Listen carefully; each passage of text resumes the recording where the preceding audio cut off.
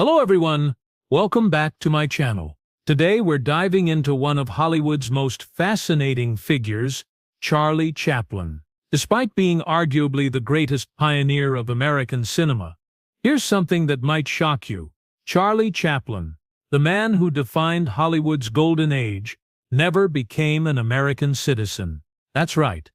He lived in the United States for over 40 years, created his masterpieces there, became unimaginably wealthy and famous there, but remained a British citizen his entire life. In today's video, we'll explore this surprising fact and the complex story behind it, from his rise to unprecedented fame, to the controversies that surrounded him, to his ultimate exile from the country that made him a legend. This is a story of art, politics, personal scandals, and the price of being an outsider. So let's jump right in. Charlie Chaplin arrived in America in 1910 as a 21-year-old British performer on tour with a vaudeville company. What happened next is nothing short of extraordinary. Within 5 years, he had become the most famous entertainer in the world. "I was a pantomime artist first," Chaplin once said, "and the transition from silent pictures to talkies was not a challenge for me. The face, the eyes, the body, they tell stories in ways words cannot." Chaplin's little tramp character became universally beloved.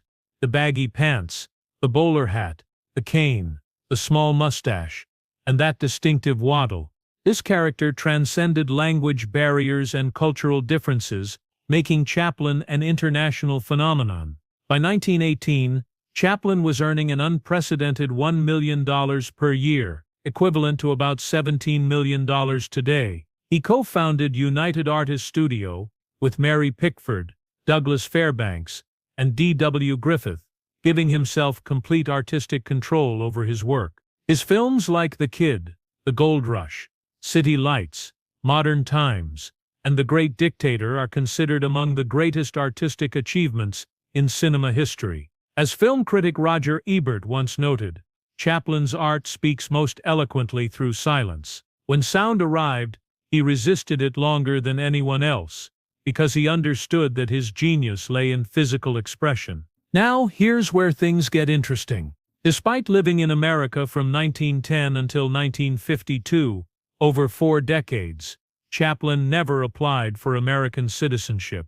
He remained a British subject throughout his life. Why would someone who achieved such extraordinary success in America choose not to become a citizen? The answer reveals much about both Chaplin and America itself during this tumultuous period.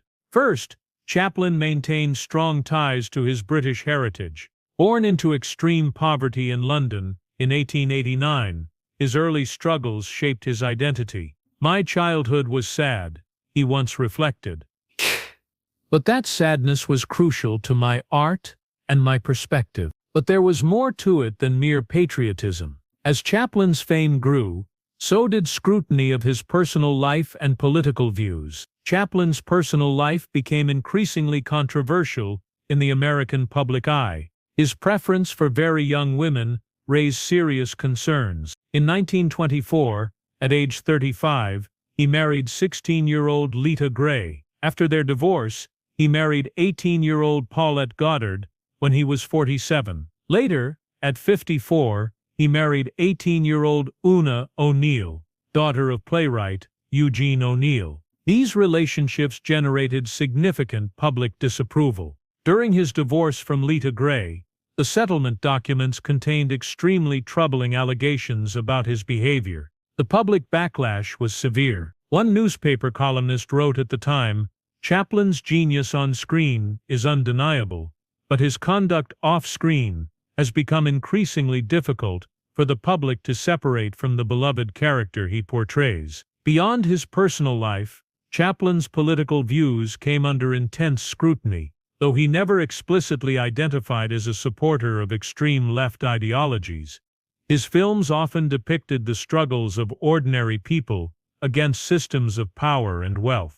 The Great Dictator, 1940, was an audacious satire of Hitler and Mussolini at a time when America was still officially neutral in World War II. During the Red Scare era in America, Anyone with progressive political views risked being labeled as sympathetic to prohibited ideologies. FBI Director J. Edgar Hoover became personally obsessed with Chaplin, compiling a dossier on him that eventually grew to over 2,000 pages. The tension between Chaplin and American authorities reached its climax in 1952. While traveling abroad for the premiere of his film Limelight, Chaplin learned that his re-entry permit to the United States had been revoked. Attorney General James McGranary announced that Chaplin would have to submit to an interview concerning his political views and moral behavior before being readmitted to the United States. Insulted by this treatment after decades of contributing to American culture,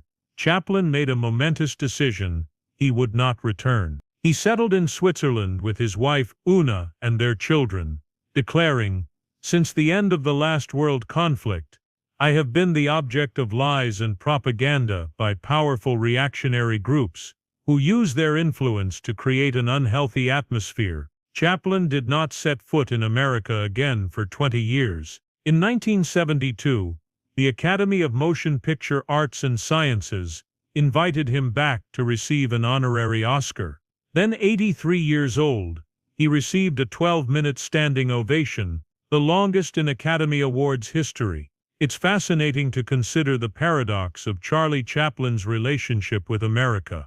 He became a symbol of American cinema worldwide, yet remained an outsider. He achieved unparalleled success in the American entertainment industry, yet was ultimately rejected by the country. His daughter Geraldine Chaplin later reflected, "My father loved what America stood for: freedom, opportunity, creativity. But he found that these ideals sometimes conflicted with the reality. Still, America shaped him, and he shaped American cinema." Today, film historians regard Chaplin as one of the most important artists of the 20th century. His innovations in filmmaking, his perfect balance of comedy and pathos, and his unwavering artistic vision continue to influence filmmakers worldwide. "All I need to make a comedy is a park, a policeman, and a pretty girl," Chaplin once said. The simplicity of this statement belies the extraordinary complexity of both his art and his life. So there you have it, Charlie Chaplin, perhaps the most iconic figure in Hollywood history, lived in America for over 40 years, but never became an American citizen. His story reminds us that greatness often exists in contradiction: the outsider who defines a nation's culture, the silent performer whose work speaks volumes, the flawed man who created perfect art. Despite his controversial personal choices and political views, Chaplin's artistic contributions remain undeniable. His films continue to move audiences almost a century later, with their humor, humanity, and emotional depth. What do you think about Chaplin's complicated legacy?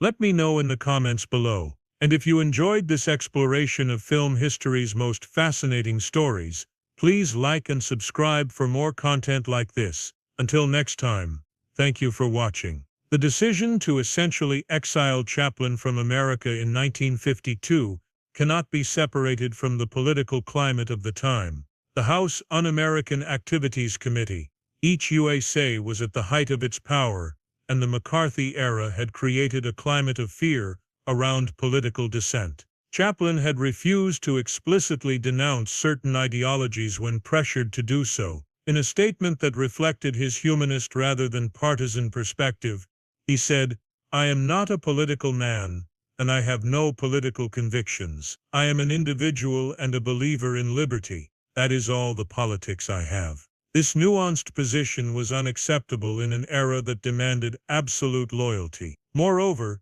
Chaplin had been critical of American capitalism in films like Modern Times, which depicted the dehumanizing effects of assembly line work. FBI Director Hoover wrote in a memo, "Chaplin represents a potential threat to the moral fiber of America." His personal life and his expressions of radical sympathies combined to make him a dangerous influence. The irony is that by the time of his exile, Chaplin's political views would be considered moderate by today's standards. His calls for peace, economic justice, and human dignity were not radical positions, but they became controversial in the polarized climate of Cold War America. Beyond the controversies, it's essential to understand just how revolutionary Chaplin was as an artist. In the early days of cinema, he recognized the medium's unique potential in ways that his contemporaries did not. Film historian David Robinson noted, Chaplin instinctively understood that cinema was not merely recorded theater, but a new art form with its own language and possibilities. Chaplin was among the first to insist on multiple takes to perfect a scene, something unheard of in early filmmaking. When efficiency was prioritized over artistry, he would shoot hundreds of takes for a single sequence, driving producers mad but creating moments of perfection. Take the famous scene in The Gold Rush where the starving tramp eats his boot. This sequence took 3 days to film, and the boot was made of licorice that had to be reshaped between takes. The result is a sequence of such perfect comic timing and poignancy that it remains one of cinema's most iconic moments. When sound arrived in movies with The Jazz Singer in 1927, Chaplin resisted. While others rushed to adapt, he released City Lights 1931 and Modern Times 1936 as essentially silent films in the sound era. This wasn't mere stubbornness. He understood that the universal appeal of the tramp would be diminished by giving him a specific voice and language. Action is more generally understood than words, he explained. Like Chinese symbolism, it will mean different things according to its scenic connotation. When he finally embraced dialogue fully in The Great Dictator 1940, it was with purpose, culminating in one of the most powerful speeches in film history, a plea for humanity and decency in the face of fascism. His artistic courage extended to tackling difficult subjects through comedy. The Great Dictator mocked Hitler at a time when many in Hollywood were hesitant to antagonize Nazi Germany for fear of losing access to European markets. Chaplin later said that had he known the full extent of the Holocaust, I could not have made the film. The horrors of reality would have rendered impossible any satirical fictional treatment. This combination of artistic innovation, perfectionism, and moral purpose makes Chaplin's legacy all the more remarkable. He wasn't just a filmmaker who made people laugh. He was an artist who used laughter to illuminate the human condition. And perhaps that's the final irony of Chaplin's story. The man who never became an American citizen embodied the very best of American values: innovation, artistic freedom, and the courage to speak truth to power.